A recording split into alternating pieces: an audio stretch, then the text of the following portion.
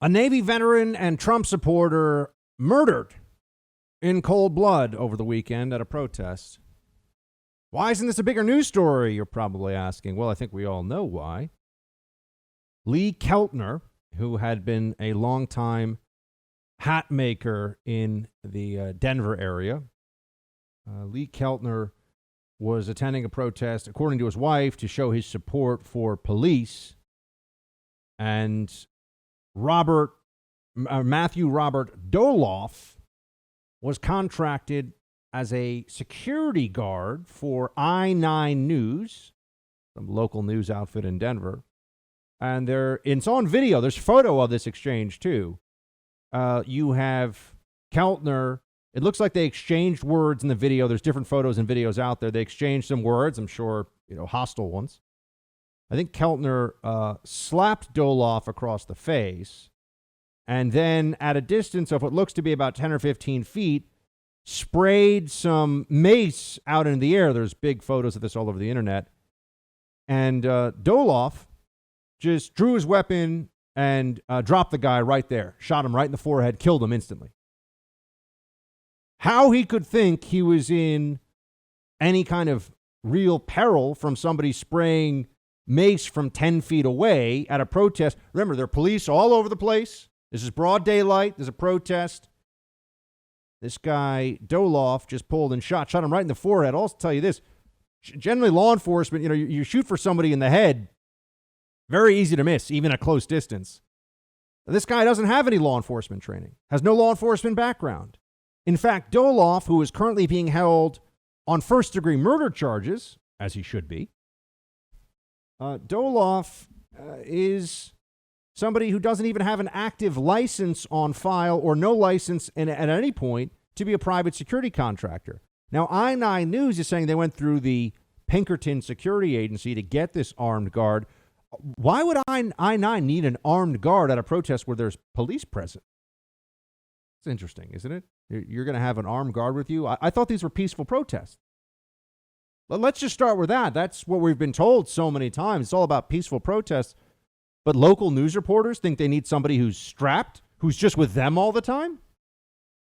Wait, I thought that the journos don't like guns. I thought that gun ownership is bad. This guy, Doloff, had a concealed carry permit. No professional training with a firearm whatsoever. So he's just a guy with a gun. And Pinkerton, a security agency, didn't know this? There's something fishy here, folks. Something is rotten. There's something we're not being told. And based on the political back and forth over this, I have some ideas. About it. For one, this was initially reported as a shooting by an Antifa member. And then people like me said, well, just wait. This week we'll be told over and over again that the right wing is responsible for all violence. And they said, see, it's not an Antifa guy. And I said, I don't, they're still going to say that the right's responsible for all the violence. It doesn't change anything that I've said. And okay, well, what do we know about Doloff? How does a guy with no security training or background become a private security contractor for a local news organization in Denver? Well, what comes to my mind is, there are times when, for example, in a country that's in the midst of some kind of a civil war, you'll pay off one member of the militia or a couple of members of a militia to provide security for you. Sometimes you'll actually contract with the bad guys to protect you, so to speak, right? That's the safest thing to do. If you're going to go into parts of Lebanon, you ask for permission, Hezbollah. So I have to wonder here, and this is analysis. I am piecing this together.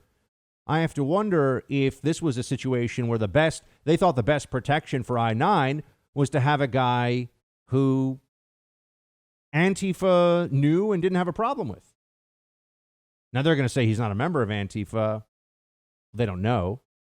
And already it's come out online. Guess what? This guy Doloff, who drew his weapon and shot a guy in the head, who posed no mortal threat to him whatsoever. He's in a security guard role. He knows he's strapped. He's supposed to be de-escalating. He's supposed to walk away from this conflict. Not a law enforcement officer, not affecting an arrest.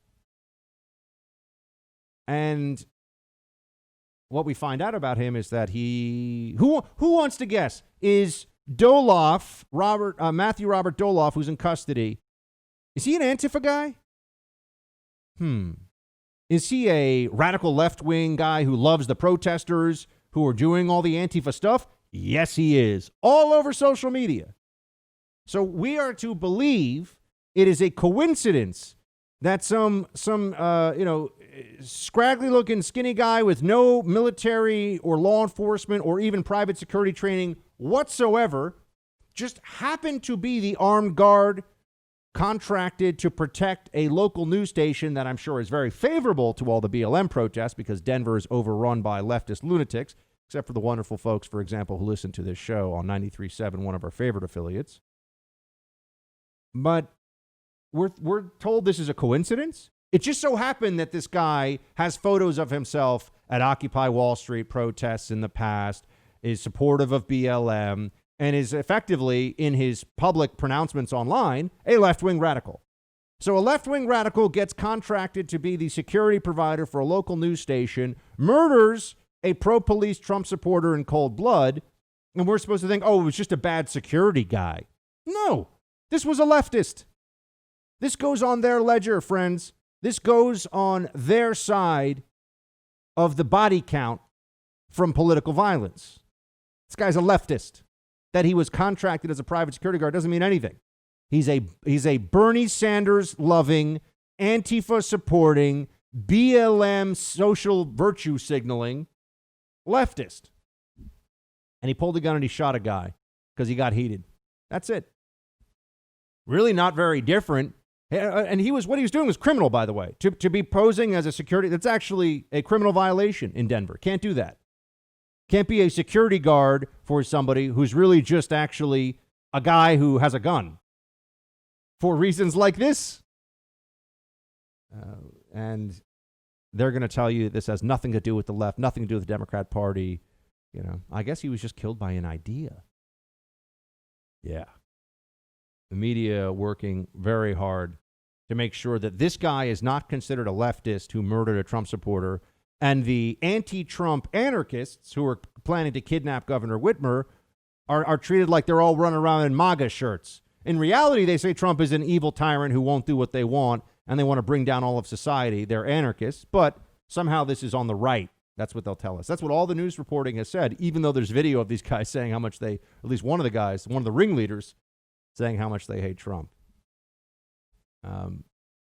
This is another one of these instances where you say, why is it that who organized this rally was John Tig from 13 Hours, the movie, who was a contractor, one of those contractors that was defending Americans against the terrorist attack in Benghazi. It was very, very severely wounded, if memory serves, fighting to defend the facilities, those U.S. facilities, the annex and that special consulate compound or whatever it was where they had Ambassador Stevens.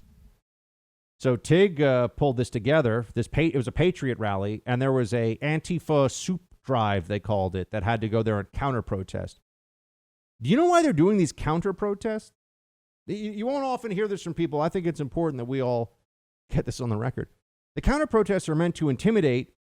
They're meant to shut down speech that they don't like. There's no point in why hold a counter-protest for 50 or 100 patriots gathering in downtown Denver to say they back the police and they support Trump and they're patriots. What's that? What's the harm in that?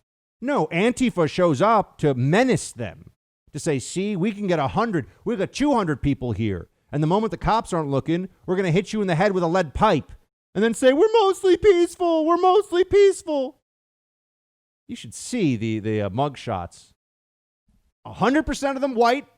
100% of them look like exactly what you would think Antifa losers look like over the weekend in Portland that were arrested. These are white libs who think they're fighting some war on behalf of BLM against the authorities in Portland, who are all Democrats. But it's amazing. You look at these photos and they all look like Antifa. You look at them and you go, yep, that's what Antifa looks like. Sort of just kind of crazy looking eyes and sort of scraggly and, the whole thing. This guy Doloff looks like somebody who would be an Antifa. He looks like an Antifa guy. Amazing. Anybody would think he's a good security guard, although I'm sure he probably told them, guy, I know, don't worry, I know these groups, and that's what we're going to find out. By the time we find that out, though, people have forgotten about this one. And that's how he was able to get in here. Oh, I know this gang. I'm cool with them. Don't worry about it. You'll be safe from Antifa. That's probably the protection that he was providing, right? Russ, how often do you think I'm wrong about these kinds of things? Rarely. So we'll see if the Denver police, I don't even know how left-wing they are and how willing, and when I say the police, I'm talking about the brass. I'm talking about the people running the department, whether they're willing to get to the truth here or not. They are holding him on a murder one charge. And it looks like he's in a whole lot of trouble. This is not a justifiable use of force. If Keltner had jumped on top of him and was, pounding his head into the pavement or had a gun on him and drew for it, you're a security guard, you're in that professional role, you're armed, somebody else isn't, and you're getting rowdy with them.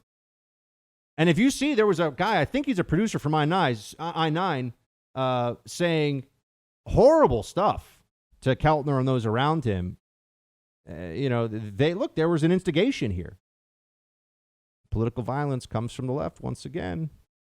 It's because the right doesn't believe in this stuff.